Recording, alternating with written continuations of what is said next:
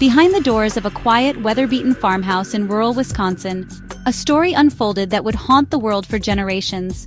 The house, standing alone against the endless fields, seemed ordinary to passers-by. But within its walls, unspeakable horrors were taking shape. Horrors that would forever change the way America viewed evil. Ed Gein was born in 1906 in the tiny town of Plainfield, Wisconsin. His early years were marked by isolation and hardship, far removed from the bustling cities of the era. The Gein family lived on the outskirts, shunning neighbors and keeping to themselves. Ed's childhood was anything but ordinary. He grew up in a world shaped by fear, control, and secrecy. Ed's father, George, was a broken man, an alcoholic who struggled to provide for his family. His mother, Augusta, was the true force in the household, a stern, deeply religious woman who ruled with an iron fist. She filled Ed's mind with fire and brimstone sermons, teaching him that women, except herself, were wicked and that pleasure was a sin. The home was a place of constant tension, where love was conditional and fear was ever present. Augusta's grip on her sons was absolute. She kept Ed and his older brother Henry isolated from the outside world, forbidding them from making friends or even venturing far from the farm. The boys' only real connection was to their mother, who watched over them with a mix of devotion and paranoia. The isolation bred loneliness, and for Ed, it planted the seeds of obsession. Tragedy struck the Gein family in a series of devastating blows. Ed's father died first, leaving the family even more vulnerable. Then, in 1944, Henry died in a mysterious fire on the property. Some suspected Ed's involvement, but nothing was ever proven. With only his mother left, Ed's world shrank even further, and Augusta's influence over him grew stronger than ever. When Augusta passed away in 1945, Ed was left utterly alone.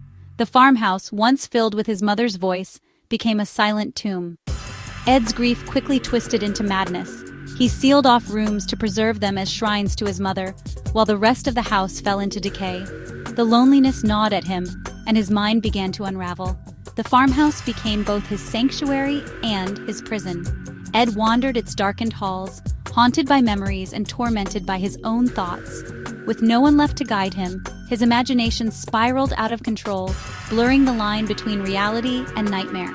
To the people of Plainfield, Ed was an odd but seemingly harmless man. He did odd jobs around town, kept to himself, and was known for his shy, awkward demeanor. But in 1957, the quiet town was rocked by the disappearance of Bernice Worden, the local hardware store owner.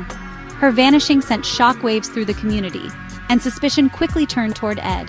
Police followed a trail of evidence to Ed's farmhouse. What they discovered inside defied belief and shattered the innocence of the small town. Human remains were scattered throughout the house, skulls, bones, and body parts, some arranged in grotesque displays. Investigators found household items fashioned from human skin and bone, lampshades, bowls, and even furniture. The macabre creativity revealed a mind deeply disturbed, driven by obsessions no one could have imagined. The farmhouse was filled with gruesome trophies, masks made from faces, a belt of human nipples, and other artifacts that defied comprehension. Each item told a story of horror, obsession, and a descent into madness. Under intense questioning, Ed confessed to grave robbing and the murders of at least 2 women, including Bernice Worden and Mary Hogan. He admitted to exhuming bodies from local cemeteries, driven by a compulsion to recreate his mother and keep her close. Yet, rumors persisted that his crimes went even further, and the true extent of his depravity may never be known. Ed revealed a chilling motive.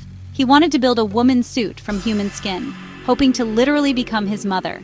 His actions blurred the boundaries between love, grief, and madness, creating a legacy that would terrify generations. Declared criminally insane, Ed Gein spent the rest of his life in a mental institution, far from the world he once haunted. He died in 1984, but the echoes of his crimes still linger in the American psyche. The shocking details of Ed Gein's crimes inspired some of the most iconic horror films ever made, including Psycho, The Texas Chainsaw Massacre, and Silence of the Lambs. His twisted legacy continues to shape the genre, blurring the line between fact and fiction. Ed Gein's story is a chilling reminder that true evil can hide behind the most unassuming faces. Sometimes, the scariest monsters are not the ones we imagine, but the ones living quietly among us, hidden in plain sight. If you're fascinated by true crime and want to uncover more disturbing stories from history, Hit that follow button and stay tuned for more deep dives into the darkest corners of the human mind.